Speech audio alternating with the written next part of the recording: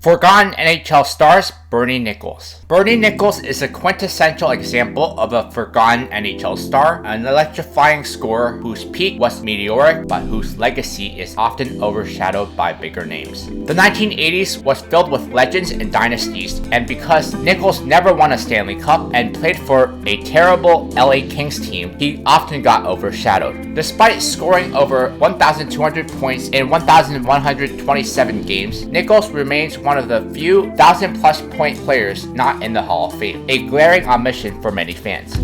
In this episode of Forgotten NHL Stars, I spotlight Bernie Nicholls. Bernie Nicholls became a star instantly for the LA Kings, scoring 32 points in 22 games in the 1981-82 season, helping them to an upset win over the Edmonton Oilers to reach the second round. During his first full season in the league, Nicholls played behind Hall of Fame center Marcel Dionne and posted 28 goals and 50 points in 71 games. Nicholls led the team in scoring with 95 points the following year and then hit the 100-point plateau in the 84-85 season. He continued to be a valuable offensive contributor over the next two seasons and took over first-line center duties when Dionne was traded in March of 1987. On August 9, 1988, the Edmonton Oilers and the LA Kings completed a blockbuster trade that sent Wayne Gretzky to the LA Kings for a package that included Jimmy Carson to Edmonton.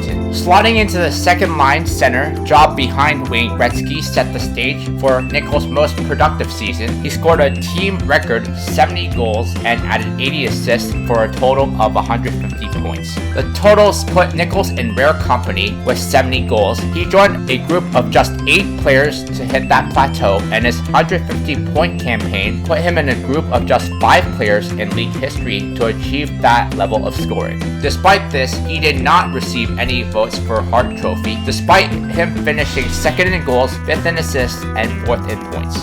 Nicholls left the LA Kings as the franchise's 5th all-time leading scorer and 4th all-time leading goal scorer. He also ranked 2nd in shorthanded goals and hat tricks. After his career year in 1988-89, he scored 75 points in 47 games before being traded to the New York Rangers, where he finished with 37 points in 32 games. The following year, he again was over a point per game, but his goal production dipped to just 25, and the Rangers were eliminated in the first round of the playoffs.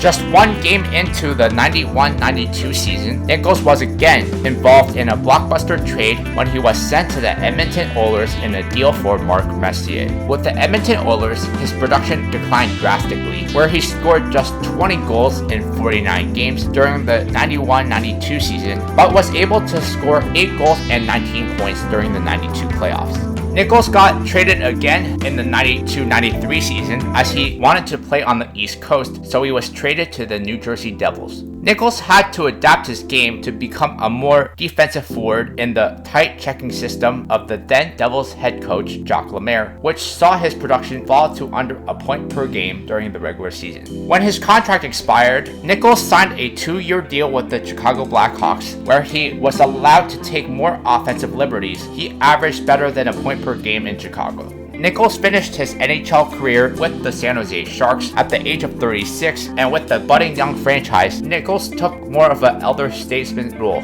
Despite scoring over 1,200 points in 1,127 games, Nicholls remains one of few 1,000-point players not in the Hall of Fame, one of 18 eligible 1,000-point players not included. Nicholls played for 6 NHL teams: the LA Kings, New York Rangers, Edmonton Oilers, New Jersey Devils, Chicago Blackhawks, and San Jose Sharks. His ability to adapt across systems and roles speaks to his versatility. He often thrived in a second-line center role, especially behind legends like Marcel Dionne and Wayne Gretzky, yet still posted elite numbers.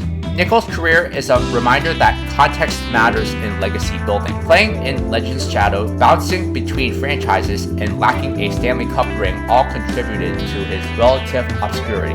Bernie Nicholls is in that group of players that belongs in the Hall of Very Good because he was often overshadowed during his career and didn't stick along franchises long enough.